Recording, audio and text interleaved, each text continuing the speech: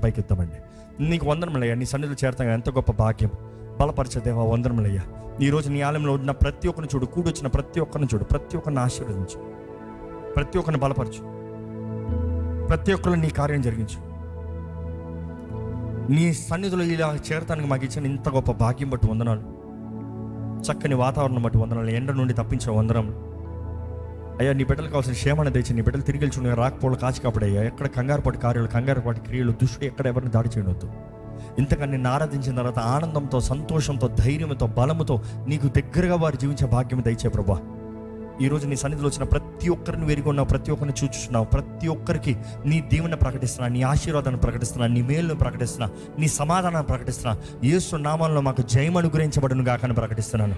దేవా, మాకు కావాల్సిన అన్ని విషయంలో కావాల్సిన నడిపింపు దయచి, మార్గదర్శనం దయచి, నీ ఆత్మ ద్వారా మమ్మల్ని నడిపించి ప్రభు. ఈ సేవ మా వ్యక్తిగత జీవితంలో అన్నీ నీకు అంగీకారంగా జీవించాలని పెడుకుంటున్నాను.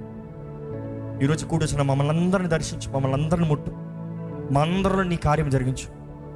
నీ రాక ఆలస్యమైతే మరలా మేము కలుసుకుని నిన్ను ఆరాధించినట్లు భాగ్యం దయచి.